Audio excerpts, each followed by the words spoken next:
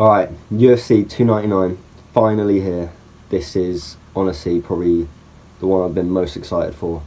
It's Suga Sean O'Malley versus Marlon Vera, number 2 in Miami. To be honest, I actually think I'm more excited for this one than I am for UFC 300. Don't get me wrong, UFC 300 has a stack card. Like, it's going to be insane, it's going to be absolutely brilliant. There's so many fights. I don't even know how long that's going to be. It's going to be a long one. But before we get to 300, we've got UFC 299. And yeah, this one is also a really stacked card. I'm just going to do a quick overview of the main card. I could do the prelims and the early prelims, but that's a lot of fights, so I just want to focus on the main card specifically. So the first fight is in the Bantamweight division, and it's with Peter Yan, who is the number 4 guy, versus Song Yadong, number 7. Okay, now this one's interesting, because both of these guys, I think they will just stand up, face each other, and just box it out for maybe the first round, testing each other out. We got Song Yadong, who is primarily a boxer, and he's got incredible knockout power. He's got 9 KOs, he has 3 submissions, and he's got 7 first round finishes. So yeah, Song will definitely come at Yan with his hands up, ready to box. Now Peter Yan, he's interesting. He's always here covering his face like that. So I think if he does do that and just walk up towards Song, Song will get his heavy hands through that defense. But now if we talk about Peter Yan, now this is a guy who hasn't had a win since 2021. You know, you've got Suga Sean O'Malley at the top of that card. He beat Peter Yan to get himself forward to that title shot with Sterling. So yeah, Yan's got something to prove. I think he needs to, you know, he hasn't had a win since 2021, so he definitely needs to beat Song if he's going to want to come back up to title contention. Now Yan's game, he will stand and bang. I think they will have a good little dogfight, but then I think if Yan feels Song's power, I think if Song starts touching him up a bit, I think Yan's going to want to mix it up and you know, maybe take it to the ground, work in some takedowns, and yeah, try get it to the ground. Even though Song has had some submissions, I think Peter Yan will dominate with the wrestling. He'll dominate on the ground, and yeah, he can submit. So it's gonna be interesting. Now, in terms of clinch game, Song is very good in the clinch.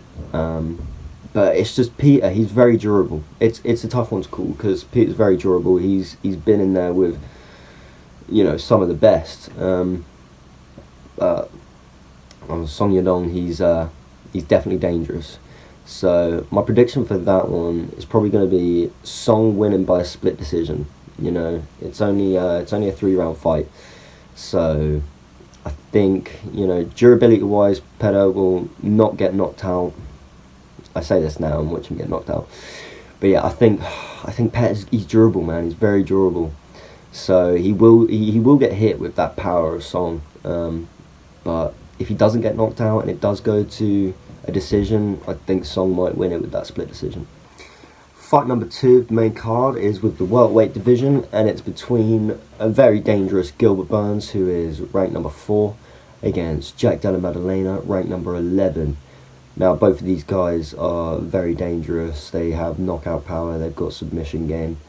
Now we've got Gilbert Burns, who hasn't fought since 2023 in May, so that's a big layoff. I am wondering if it's going to play a part.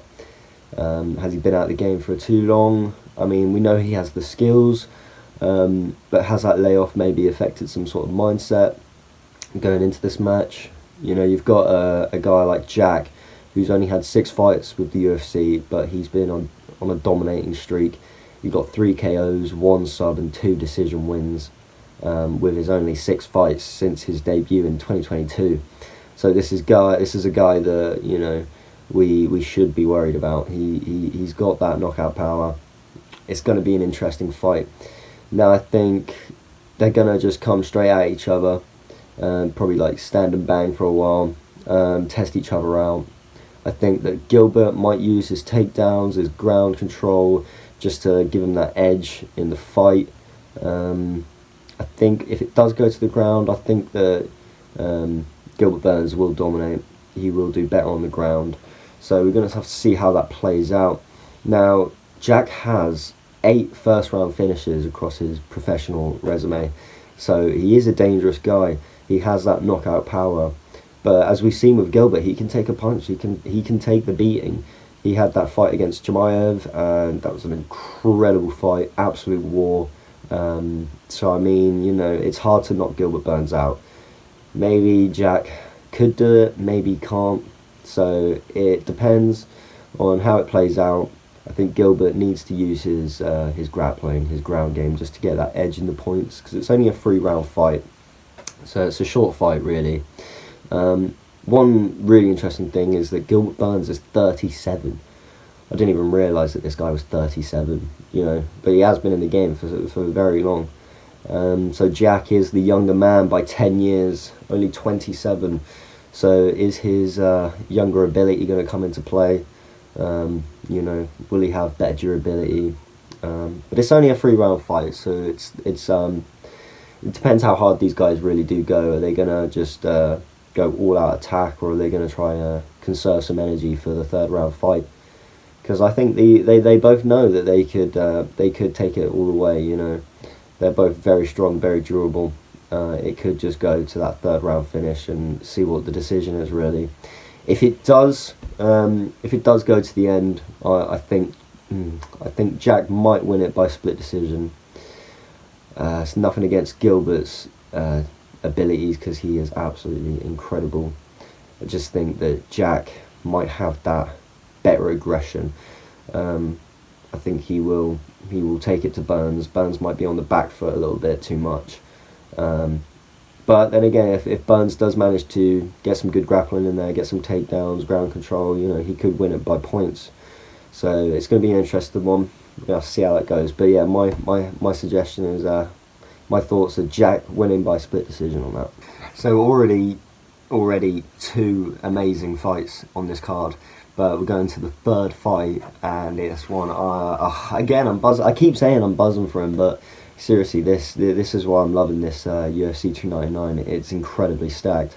So number 3 is in the welterweight division, and we got Kevin Holland, the number 13 guy, going against UK's MVP, Michael Venom Page. It is his debut with the UFC, and oh my god, this guy is insane. If you don't know anything about MVP, if you haven't seen him, honestly, look him up.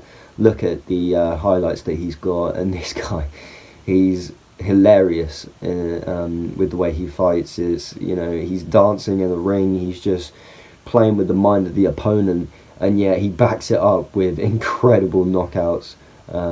Yeah, and it's a good fight, I think, for MVP to come in with his debut.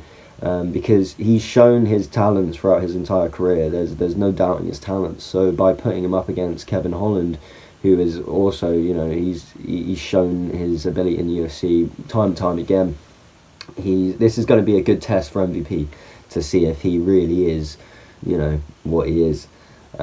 So yeah, we've got MVP. He's a kickboxer, and he's had 13 KOs, which have been 1st round finishes. So all of his knockouts have been 1st round finishes.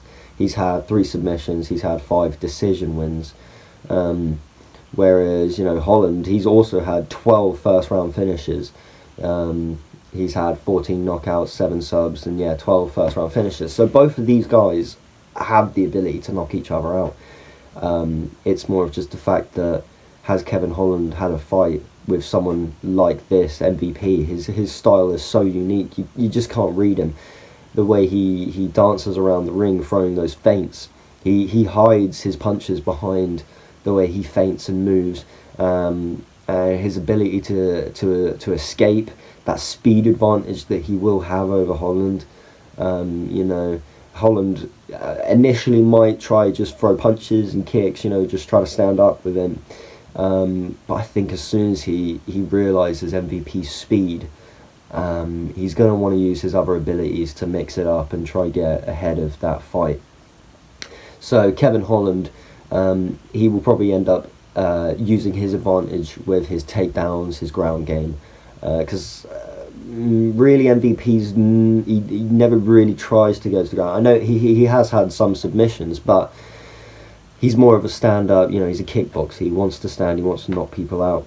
So I think as soon as Kevin Holland feels that speed and also feels the power of his legs, of MVP's legs, if MVP gets some calf kicks in, if he gets some head kicks in, just any sort of kick, and he feels that power, I think he's then going to realise he needs to change up his game. He can't just stand with MVP.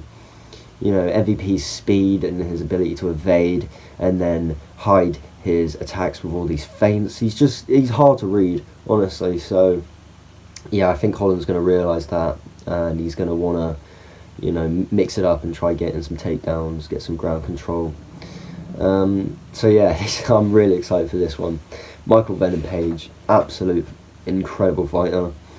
So, the decision for that one, I'm obviously going to go for MVP, getting the win by KO. Sorry, Kevin Holland, but I actually think you're going to get your teeth kicked in. Okay, we're finally into the co-main event. Again, another incredible fight. It's in the lightweight division. We've got the absolute legend, Dustin The Diamond Poirier. He is ranked number 3, and he's going against Benoit Saint Denis. He's ranked number 12.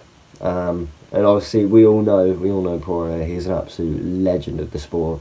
He's had 29 wins, 8 losses, 0 draws. I'm pretty sure he's been in the rankings of the lightweight division for the past 8 years. He hasn't fallen out of the rankings.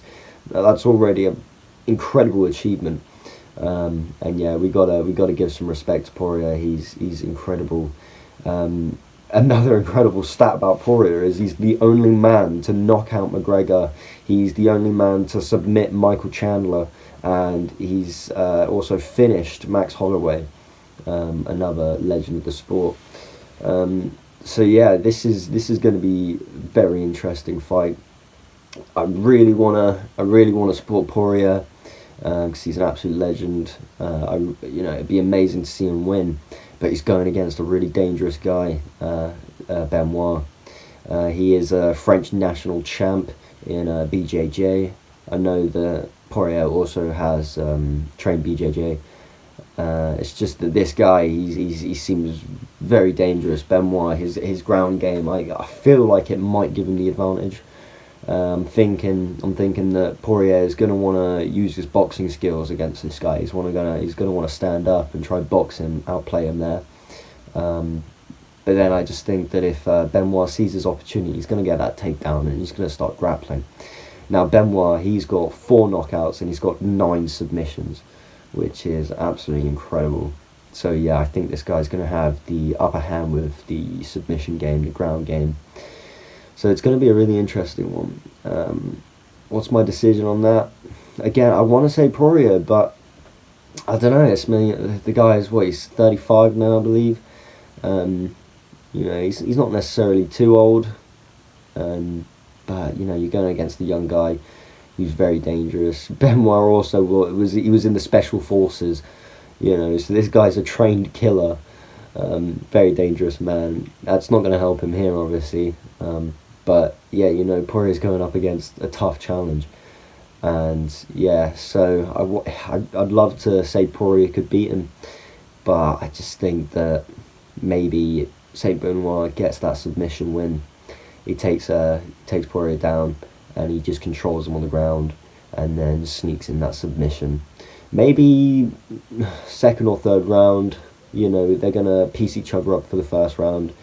Poirier might get the upper hand with his boxing, and then that's when Benoit's going to realise, I need to use my grappling here. I need to take him down and just submit him, just get him out of there. So yeah, I think Benoit by submission. And on to the last fight, the main event, the one we've all been looking forward to. It is Suga Sean O'Malley, the Bantamweight champion, going against his rival, Marlon Chito Vera. Now, this is so hyped up. Obviously, Sean is incredible on his social media, and him and his team have managed to obviously build this one up really good. It's the perfect first title defense for Sean, because there is hype about it. It's the one person that he has lost to, Marlon Chito Vera. He is the one guy that he has lost to. Even though the Sugar Commission counted that a 0 loss, he does not accept that loss. But statistically, it's there. You know, he did lose against Marlon. It was a nerve damage. Marlon threw in that kick to the leg as O'Malley pulled his knee away, and it caught a nerve. Clearly shut down his leg. He just wasn't able to fight. He kept rolling his foot. He just wasn't able to fight. So yeah, you know, that happens in this game though. You know, things happen like this. So it is a loss on O'Malley's record. So yeah, this is such a hype fight. Yeah, O'Malley, he's going out there for revenge. He needs to take that loss and he needs to wipe it clean, and he needs to show everyone that he has the skill advantage over Vera. Vera, still a very dangerous guy. He has the most finishes in bantamweight history. You know, this guy has been around for a while. He's got 23 wins, 8 losses, one draw. So he's been around the game. He's fought everyone there is to fight. Yeah, so since the fight they had in 2020, Sugar's had 5 wins, 4 of them by knockout. Vera's had 7 fights, with 5 of them being wins. So, you know, both of these guys have been very active, and the fact that Sugar has had these 5 wins with 4 knockouts, you know, maybe suggests that his mindset, it did not faze him. It really did not faze him. You know, Vera's saying that, you know, he's in O'Malley's head, but it's not the case really, is it? O'Malley has carried on with the trajectory that he initially had. So this loss, you know, it really didn't worry him. You know, maybe it gave him that mindset to really push harder and, you know, go for what he wanted to go for. So it's going to be incredible. I'm really excited. I'm very nervous as well. I'm very nervous, but yeah, excited. Now, how it's going to play out, see, because they've already had that match together. So the thing with Sean O'Malley is that he can come into a fight with someone he's never fought before, and that person is not really going to have the understanding of how he fights. You know, when you're in a training camp, you get people to stand in to maybe like portray that fighter in their style, but Sean O'Malley's just got such a style that you can't really get anyone to you know, do that in training camp. So yeah, so the fact is that they've had their fight before. Marlon's already understanding of Sean O'Malley, so Sean doesn't have that advantage anymore for his unique style. You know, Chito already knows what he's coming up against, and now he's going to be training harder for that because he knows exactly how Sugar's going to fight. So it's going to be interesting to see how it plays out. Now again, Sugar, you know, he never stopped with his trajectory, so his skills are better, his mindset's better. So yeah, it's hard to call, honestly. Now Vera's ground game is very strong. So if he does manage to get O'Malley down to the ground and control him, like in the first fight, his ground and pound was incredible. Getting those elbows through, like, they were insane elbows. I would not want to be on the end of those. But then O'Malley, you know, he fought Sterling, who's supposed to be the best bantamweight of all time, and he managed to evade his takedowns. He managed to get up from his takedowns. His clinch work was incredible. You know, it showed a different side to O'Malley. Whereas when he was against Peter Yan, Peter was taking him down. But with Sterling, he managed to, you know, so maybe that fight with Peter, you know, it made him realise, you know, I need to work on my grappling a bit more.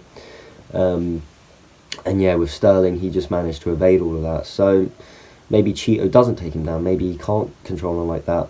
It's just as long as O'Malley manages his distance and uses that reach advantage, it's going to be a dangerous game. Now, we know that O'Malley possesses that knockout power in his right hand, so that's exactly what he's got to do. He's got to manage that distance, not gas himself out. He knows that. It's a 5-round fight, championship fights, you know. It's going to go into the championship rounds, you know, if it does. So O'Malley needs to just not power out so quick. which he does. He does that. He manages to, you know, take his time, and he'll only throw a punch when he thinks it's the perfect time to throw it. His timing is impeccable. His knockout power is obviously there. So yeah, if O'Malley just manages that distance and shows his speed advantage, it's going to play out a lot differently to the first fight. So yeah, honestly, I'm so excited for this one. Really hyped up. Now, who do I think is going to win? Well, I honestly think Suga Sean O'Malley is going to defend his title for the first time, and he's going to knock out Marlon Chito Vera. So yeah, that's my predictions. What's going to happen? Probably going to be incredibly wrong, but I'll do another little video after the main card, after it's all gone down, and we'll see how wrong I was. But no, I'm really excited. So yeah, UFC 299, here we go.